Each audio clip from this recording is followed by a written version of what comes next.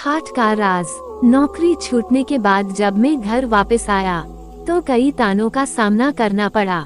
दोबारा से परिवार के माहौल में ढलने में मुश्किल भी हुई, पर सबसे ज्यादा तकलीफ तब हुई जब घर वालों ने मेरे पलंग को ही भेज दिया था।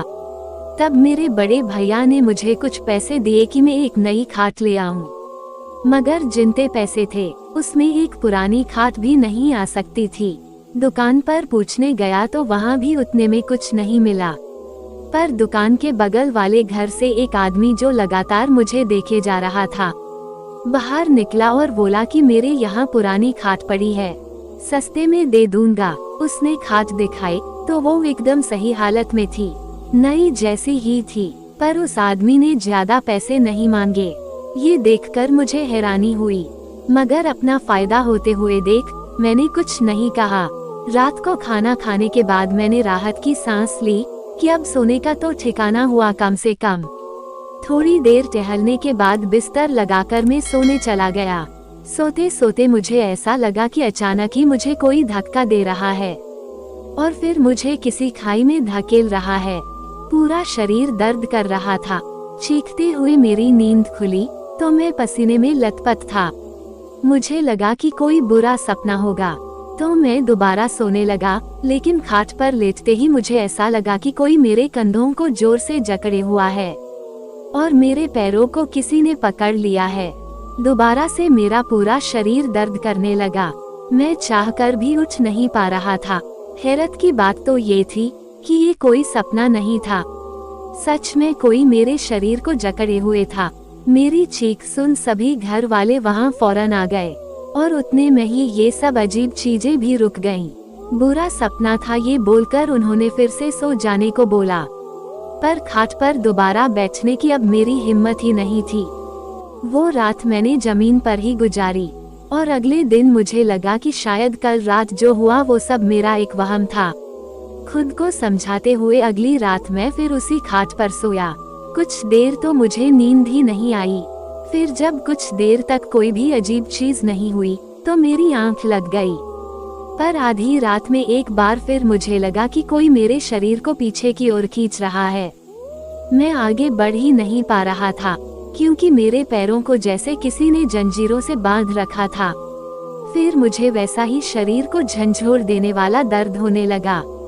मैं चीखता इससे पहले मुझे एक आवाज सुनाई दी, एक बूढ़ी औरत की आवाज गुस्से से भरी हुई, मेरी जगह पर आखिर क्यों आए तुम?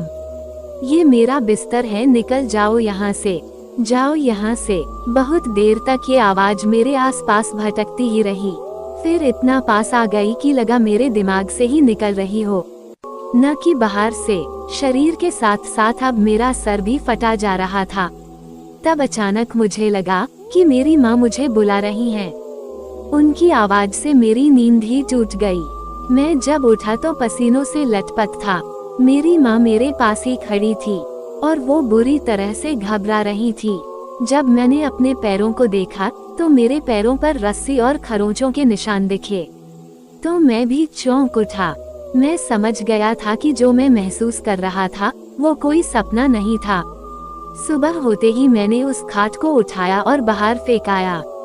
कुछ देर बाद वो खाट वहाँ थी ही नहीं। जरूर ही कोई उसे उठाकर ले गया होगा। अगली रात भी मैंने जमीन पर गुजारी, लेकिन उस खाट का ख्याल मुझे सोने ही नहीं दे रहा था। थोड़ी बहुत नींद लेकर सुबह उठा तो उस खाट के साथ एक आदमी भी घर के बाहर मिला, जो कि गुस्से में भरा हुआ था कि आखिर क्यों मैंने इतनी खतरनाक खाट यूं ही खुले में बाहर छोड़ दी थी। झटके, दर्द और बुरे सपने क्या कुछ नहीं देती थी ये खाट। ये सब बोलकर वो खाट वहीं छोड़ गया। मुझे इतना तो समझ आ गया था कि ये मेरा वहम नहीं है और इस खाट में वाकई कुछ गड़बड़ है। मैं उस खाट को अंदर ले गया और दोबारा उस पर सोने का सोचा ताकि पता कर सकूं कि आखिर वो आवाज किस बूढ़ी औरत की थी।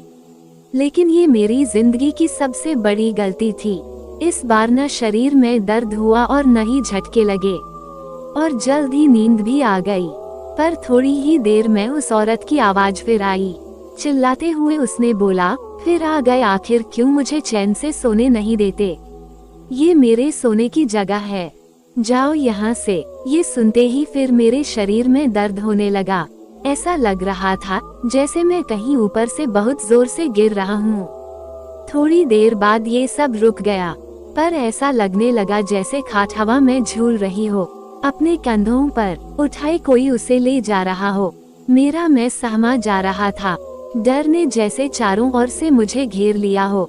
मैं नींद में था फिर भी सब महसूस कर पा रहा था।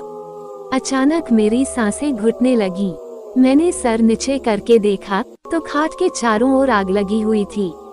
मैंने चिल्लाने की कोशिश की मगर गले से आवाज ही नहीं निकल रही थी।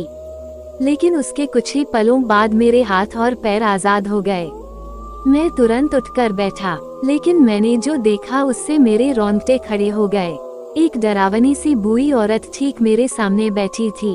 उसे देखते ही मैं चिल्ला उठा और मेरी नींद टूट गई। हाँफते हुए मैं चारों तरफ देखने लगा, पर सब एकदम नॉर्मल था। बस मेरे पूरे शरीर घाव थे। मैं समझ चुका था कि ये किसी बूढ़ी औरत के सोने की जगह थी, जो शायद अब इस दुनिया में नहीं है, लेकिन फिर भी उसे यही सोना पसंद है। अगली सुबह मैं दोबारा उस खाट को उसी आदमी को दे आया जिससे इसे खरीदा था। उसे इन सब चीजों के बारे में बताया तो ये मालूम हुआ कि उसकी माँ ने कुछ ही दिन पहले इस खाट पर दम तोड़ा था। उसके बाद से वो खाट उसने अपने कमरे में ही खाली पड़ी रहने दी, ताकि उसकी माँ अब चैन से सो सके। चाहे जो भी हो, मैं उस खाट के भयानक एक्सपीरियंस को कभी नहीं भूल पाऊंगा।